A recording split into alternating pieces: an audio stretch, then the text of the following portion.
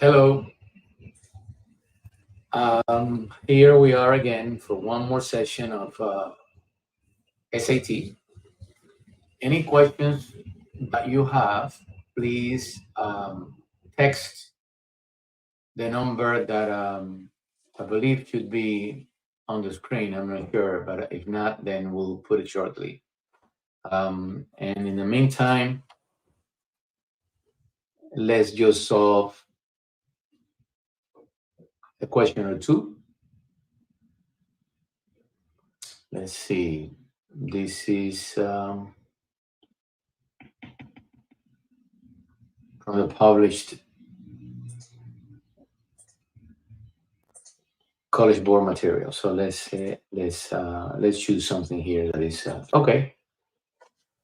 So something like 23, if you see it on your screens, it says what is the diameter of the circle in the xy plane with the given equation. Well, we remember that the equation of a circle is x minus h squared plus y minus k squared equals r squared. And in this formula, h comma k are the coordinates of the center of the circle, and r is the radius. So in this case, the center of that circle is 5, comma 3. R squared is 16. R squared is 16, which means that r is 4. The radius is 4. But the question is, what is the diameter? Then we remember that the diameter is twice the radius, so the diameter is 16, and that's the answer.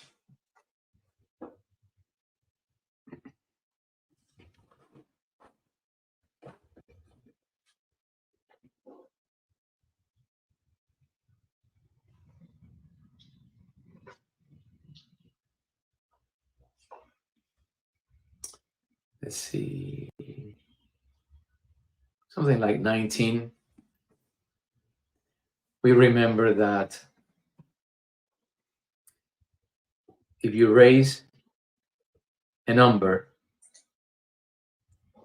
to a power that's a fraction, then we can write it like this. It's just a different way of writing the same thing.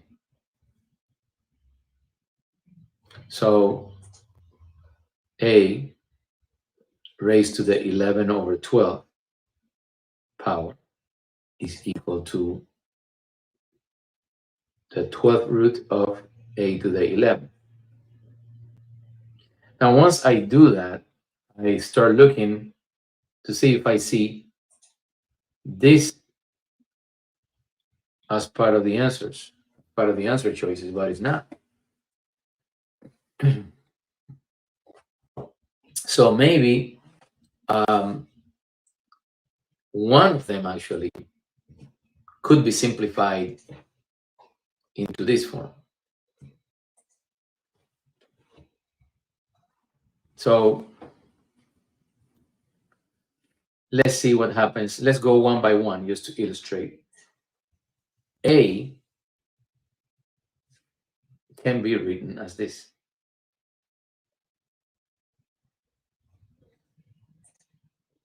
B, this is A.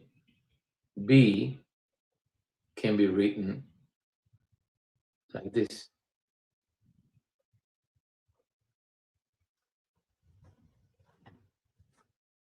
C, sorry about that. C can be written like this.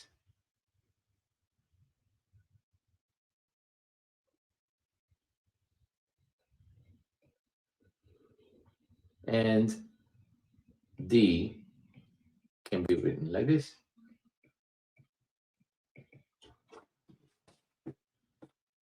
So we'll try to simplify. We'll try to simplify the fractions.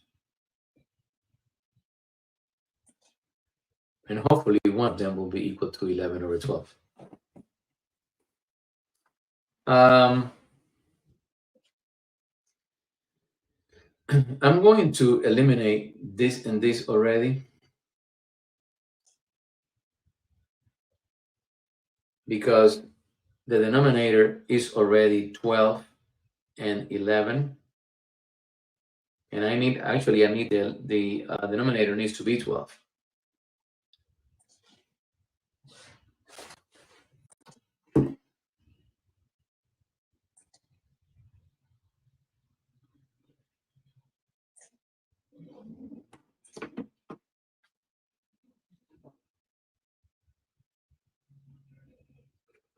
I realized that if I simplify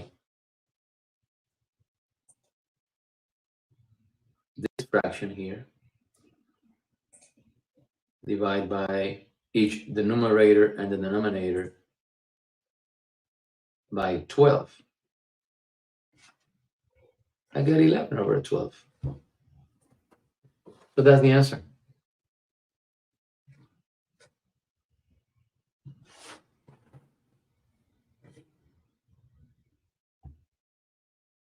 Any questions? Okay, so those are, well, okay, so let's do another one, 21. 21 is an absolute value equation. Remember that when you have an absolute value equation, you have two cases. The first case is when the result, or what's inside the absolute value, is positive. And the second case is when what's inside the absolute value is negative. We solve the two equations separately.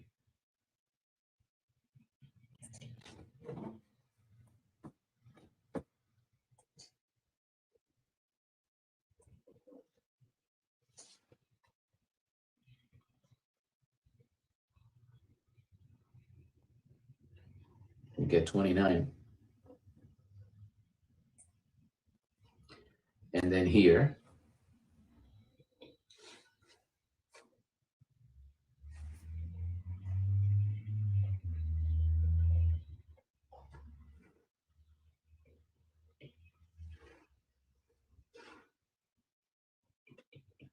you get negative 27.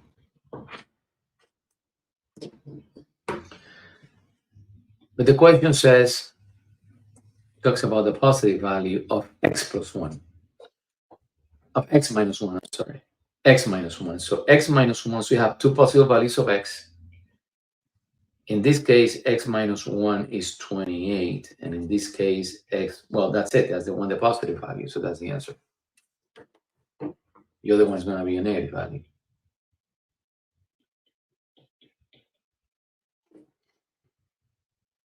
So that's the answer.